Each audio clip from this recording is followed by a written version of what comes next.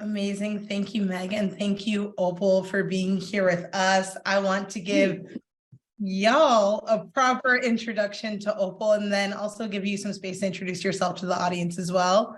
Sorry, my lighting dropped. But today we're going to be talking about legend or legacy. What is your leadership style, and what better person to talk about this than Opal Wagnac, the Senior Director of Analyst Relations and Market Intelligence at UKG, apologies. And most important, just amazing human. So Opal, just give the audience, our folks, a little bit of an introduction to yourself and the work that you do. Oh, thank you. So my name's Opal Wagnac. Well, Wagnac, actually. A little joke I say is like, just think of cognac and you're halfway there. So my husband is Haitian and I'm originally from Jamaica.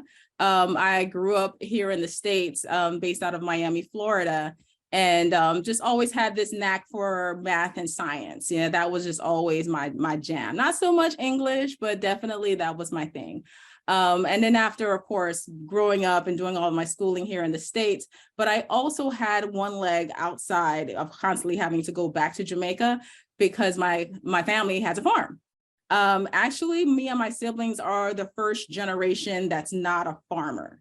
So, we were talking earlier about coffee, and I think about coffee growing. When I look at the spice racks, I think about spice growing, things like that. But of course, that wasn't my thing, to be in more of an agricultural math and science. I wanted to become an engineer. So I graduated from high school, then I moved to New York, went to Columbia University, and I studied electrical engineering. I wanted to go into semiconductors, and that was just something that I was really interested in. But I just really didn't care too much about the environment per se. Like they would have you in Poughkeepsie, New York, or somewhere far away. So coming from Miami, coming from Jamaica, I'm 22 years old. I wanted that life, right? I wanted to now to be able to fund my fun. And so instead I went to consulting and just really gravitated towards my computer science background, because you have to have that in order to do electrical engineering. And just went into programming and was a consultant for CGI for several years, and traveled and met so many different clients, learned so many different businesses. And then after that, I'm not also a fan of winter. It's very hard for me to be cold on purpose. So I moved back to Miami. I moved back to Florida. And I found this company called Ultimate Software, which is now UKG. And I've been here, actually, Friday makes 18 years. Amazing. And also congratulations in advance. I mean, I think that with 18 years at this company, and then also just with all of your past experience, I'm sure that you have seen so many different types of leadership, also really honed in on your own leadership philosophy. So share with us, for you, what is a leader? Wow. So a leader for me, it's just multiple definitions, because to me, I feel there's multiple manifestations. And when I think of leadership, actually, when I came into the workforce, I didn't expect to be inspired. It just wasn't on the list, right? Yeah. Getting paid was on the list, to be honest with you. But to be inspired by the people that I work with, that wasn't on the list at all. So I've always looked for leaders outside of my workplace. It was always people that you can pick up a book and read about, or people who are no longer here, right? People who have passed on, or just very intangible. I've always felt like leader was this intangible thing. So for me, a leader was never really about direct reports or the hierarchical structure, simply because of whatever the reasons for promotability, that's one thing. But for a leader, for me, I looked at certain aspects, or I looked at certain things that I really want, or I wish I had in myself, and it inspired me to become. So it was never really about, again, hierarchy or having direct reports, because there's some people who have this way about them that can command the attention and the engagement of people that are not even in their hierarchy, not even in their, but they're still, there's something about their leadership style, their leadership quality. So when I look at leaders, I look at the impact more than anything. I look at their sphere of influence. To me, that is the main currency. I love that. And I mean, Opal, and for all of those of you who are watching, again, something that's really resonating is that no matter your title, no matter your position, you are also a leader in your own right, right? And so it's really clear that you have a clear leadership philosophy and that you've really created a strong foundation on what is your leadership why. Can you share a little bit more with the audience around what is a leadership why and why that's so important? Yeah, the leadership why is very important for everyone to have a true north, right? And so my why also, it augments itself over time, which it should, right? It should be a part of your growth trajectory. And so for me, my why, at one point it was about, I remember like 2017, I always have these themes going into the year, and it was the year of intentionality. I wanted to be very intentional. I didn't want this like, oh, I just fell and this is where I landed. Like, no, I wanted to be very intentional about not only what I do, but also who I report to. You know, like all of those things, the environment that I create, what I put in my headspace, like all of those things. And so a big part of my why at that time was just about having that level of intention and seeing what I can actually curate for myself. It was completely, you know, selfish, right? It was completely just about self-care. I want to call it selfish, it's called self-care, right? Now that I've also evolved to, a big part of my why is about purpose. As a matter of fact, going into 2023, I was having a conversation with a colleague of mine, and my theme for this year is my purpose is to help others find their purpose. Listen, yeah. That is my why, that is my leader, and however that may show up, if it's about mentoring, if it means coaching, or sometimes it's about a coffee chat, you know, two girlfriends just kicking it. That's exactly what it's going to be too. But I feel like there's always some way that we can also inspire one another. And a big part of my why is to be responsible.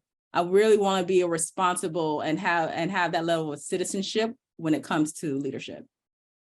I mean, Opal, thank you. You touched on so many different things that I think are really important. Obviously, the understanding what the why is, but then also that why can evolve over time as we evolve as well. You know, when you were sharing about the intentional year where you were talking about self-care, it made me think of Audre Lorde, of like, caring for myself it's not selfish, it's self-preservation, right? And when we think about pouring back into ourselves and thinking about what is our leadership why, that then inspires others to find theirs and then grow into what that version is. I mean, before we move forward, I just want to stop and remind the audience that Opal is here to also answer any questions that y'all might have. So drop them in the chat if you have questions around leadership, if you have questions around how do you find your own leadership why, be sure to send them over and we'll be able to ask.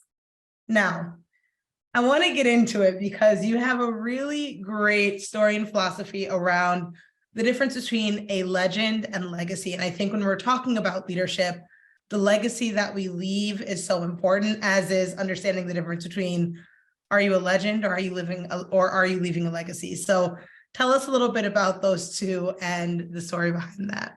Wow, yeah. So this is something that I've always been using as a good barometer for quite some time. I'll look at leaders, I'll even look at myself, and it's like, okay, what's the style? Is it legend or is it legacy? And two very positive things. So that also goes with a level of intention that I'm trying to actually seep out as much positivity as much as possible in any leader, right? But as we all know, sometimes there's a fungus among us, right? And so you also have to understand the things or the qualities that you don't want. But when it came down to those two things, legend versus legacy, it always brought me back to the first time I saw that word legend.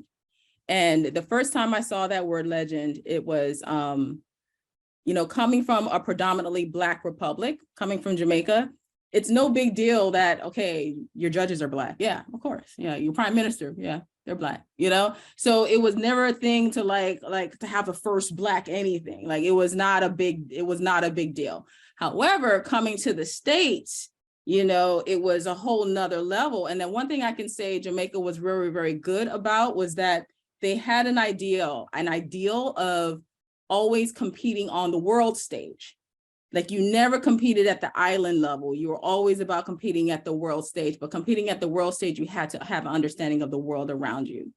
And so this is why a lot of the songs, like if you're looking at Bob Marley's song, he's not really talking about, you know, the island, he's talking about apartheid, He's talking about things that are going on. Buffalo Soldier, he's talking about different things that are going on. So when we move to the States, you don't really know that you're Black until you go to school, because no one talks like that in your home, right?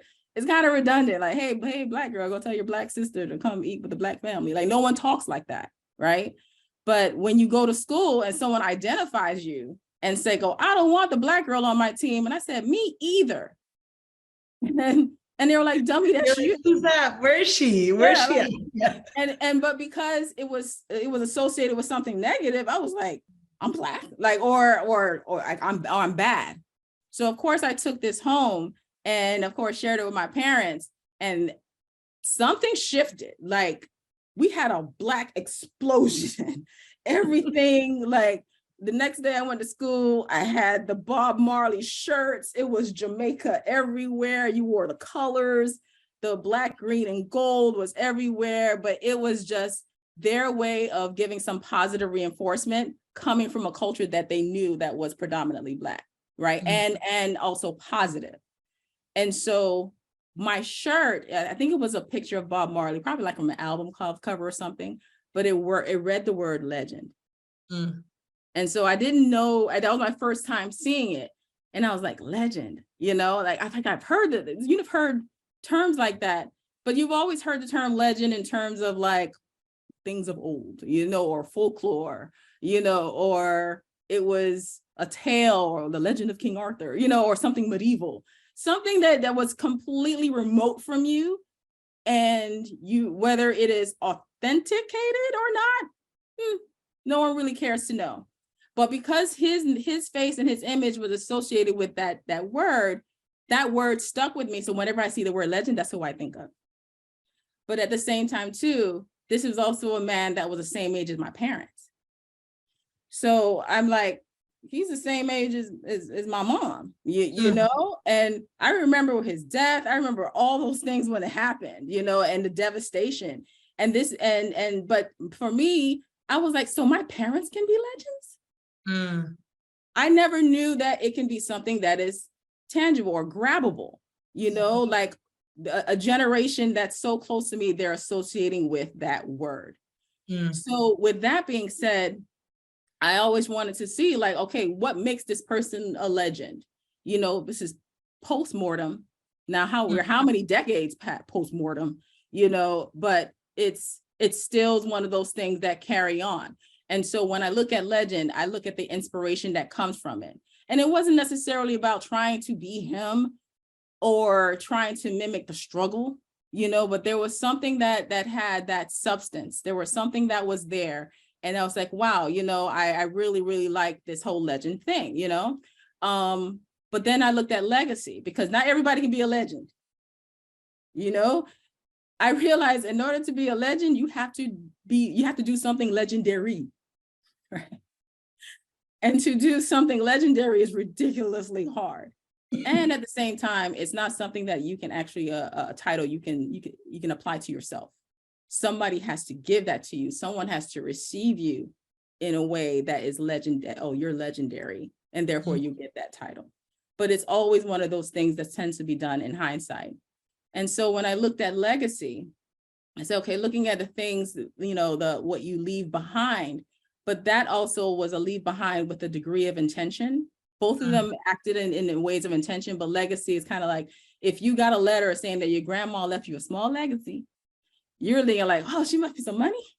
Like you're thinking in terms that there's something good that was left behind, intentionally created for the next generations, right? So when I see people have a leadership style that they're not necessarily trying to be on stage, they're not necessarily trying to do, they are just they're the ones that are like the professional nudgers. They tend to be the ones that will like give you a atta girl, atta boy, or just really trying to encourage you, or even have some type of impact that they're there to light the spark.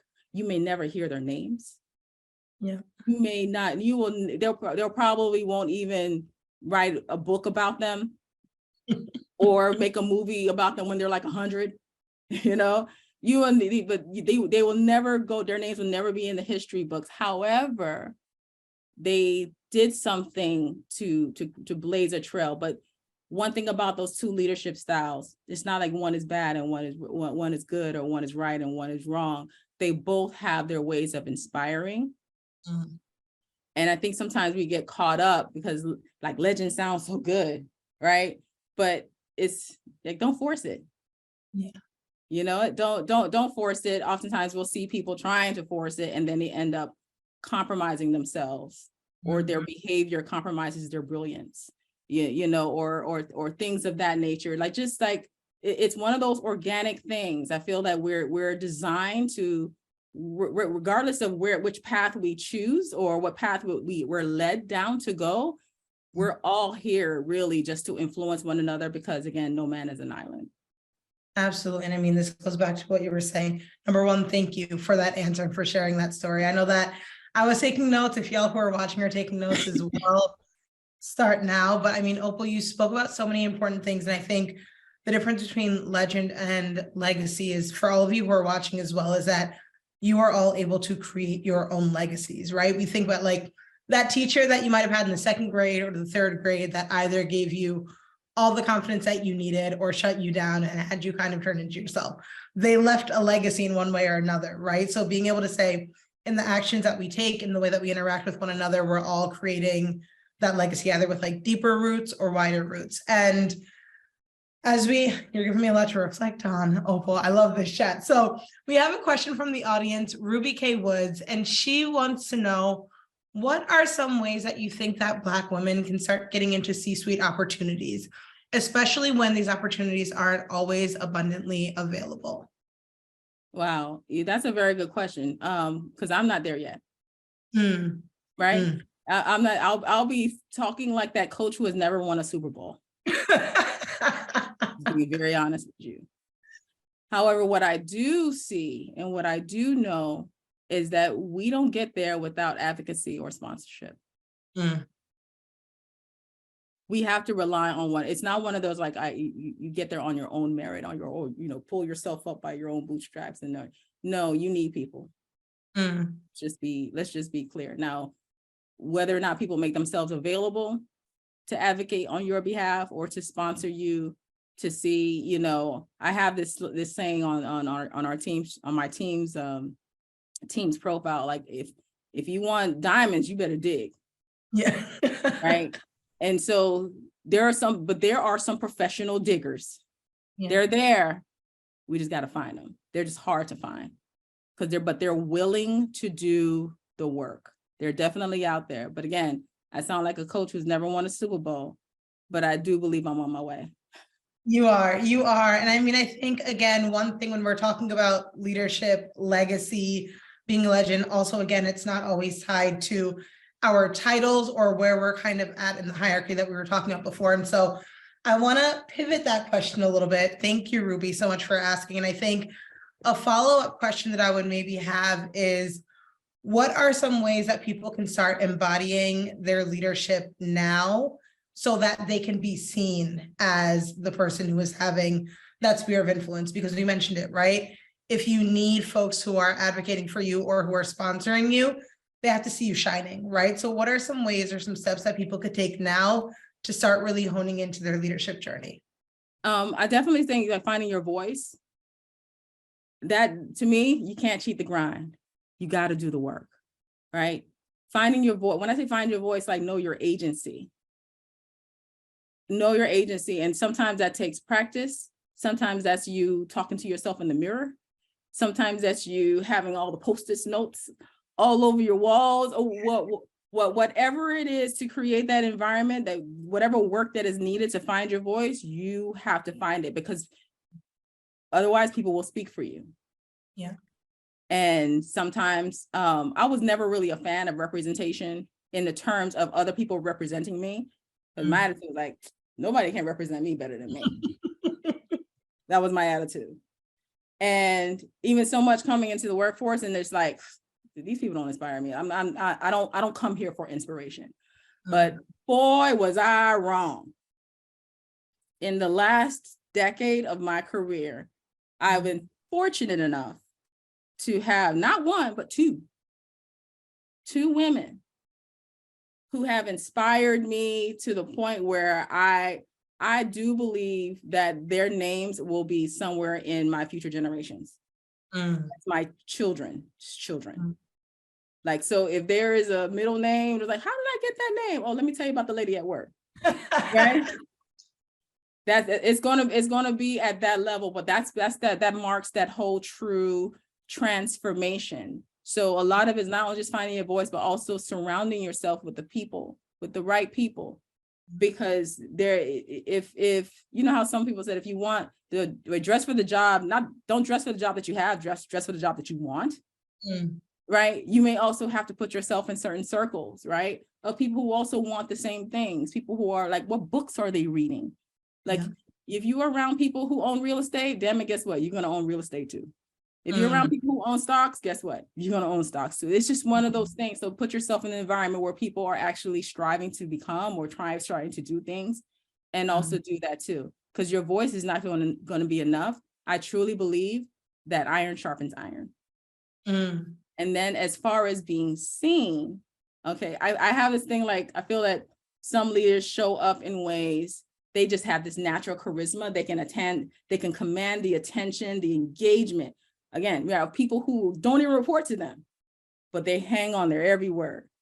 They're like, okay, all right. Like, there's something magnetizing about them. And it's not just all to like, oh, they're all talk. I said, it's pretty dismissive when people do that, but there's something to be said about how they show up in a room. If they show up in a room and they are able to change the atmosphere, they probably even said 2 words in the room, but they change the atmosphere in the room, or they change how people actually interact with one another in the room. That says a lot. So there's people who can actually show up that way. There's some that also fashion themselves as the go-to persons. You know, I always have this thing like, I don't want to know everything. I just want to be friends with the person who wants to know everything. Right. It's exhausting for me, you know, but they show up as that go-to person, as that trusted source. So they created a way, they carved out a space, and they lead in that way, because now they're just like this trusted source. So there's another way to show up. And then you have, again, those professional nudgers that I said, you know, they show up in ways that they may not be, you know, they might not be singing lead, but damn it, they can play the heck out of a tambourine. You know, they are their supporting staff. And so when you say show up, shine, there's so many different ways on how to do that. You know, I always have a thing where you have to go through, with all my mentees, I always talk about your character, your substance, and your style. It's a 3-pronged approach that don't compromise your character for substance. You know, again, even so much, don't force it, because you find yourself doing things like co-opting other people's ideas and calling them your own just because you want to shine. You see what I mean? So like, don't compromise any parts of you, that character, your substance, your style, just because you want to shine. No one can stop your shine. You have your own way of shining. Just embrace it, you know, and it doesn't have to look like everyone else's. It doesn't. Okay. So those are like, that's my main things about like, if that I would follow.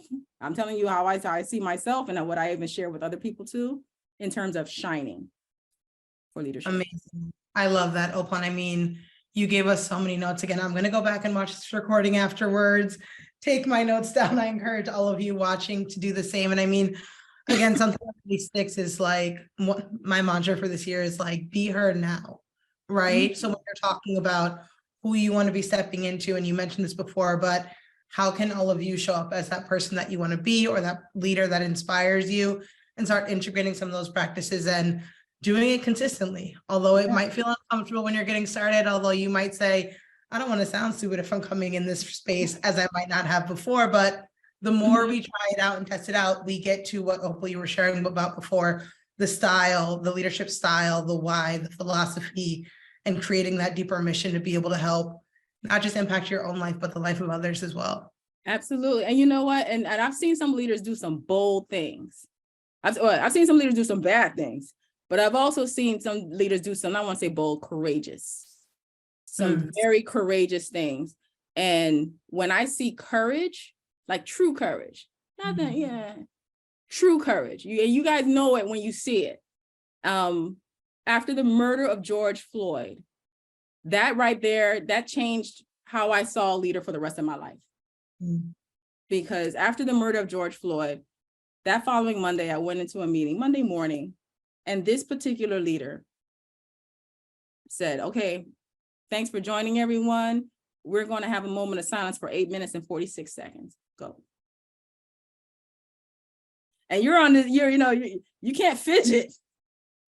You can't like fall asleep. It's just like, she wanted you to feel it. She wanted this to have a visceral effect. And so to even take something like that, and make it as a learning opportunity. Some of us wouldn't even wait in line at McDonald's for 8 minutes and 46 seconds. Right. But you walked away from that meeting forever changed. Yeah. I had another leader who was just like, we're going to deal with this like family. And I'm like, wow, I'm at work and we're having these conversations. I couldn't believe I was having some of these conversations that never leave my dinner table, what says my doorstep. But when they take those opportunities to really hone in on and make it a family affair, I saw leaders show up at work, the same place where I said, oh, I'm not going to see anyone who inspires me. Again, wrong I was, because I saw that like this took place and it shaped me and forced me, and I would say forced me over in terms of a leader to connect with people on a deeper level that I didn't think was even available. And again, I mean, when we're talking about legacy and we're talking about reshaping generational narratives, right? These are the moments, the small actions that have big impacts across the board. Opal, I mean, we only have 1 minute left. I could be here for another hour, just continuing conversation with you, but I want to thank you so much for your time today, for your dedication, for your energy, for all the expertise and just insights that you shared with the folks who are watching. And I really just want to also encourage folks to stop by the UKG booth at our virtual career fair, which is happening tomorrow. So get a chance to meet a wide variety of amazing employees from UKG like Opal. And I want to give you a little bit of space to share, where can folks continue connecting with you? How can they keep engaging? And again, just thank you so much for your time with us today. Oh, no, thank you so much. This was very, very great. I mean, feel free to reach out to me on LinkedIn. My profile is out there for sure. Sienna, I will see you soon. Okay. All right. But we definitely, I love the connection. And again, everyone, we all have work to do and we're always evolving and growing in this leadership style of ours.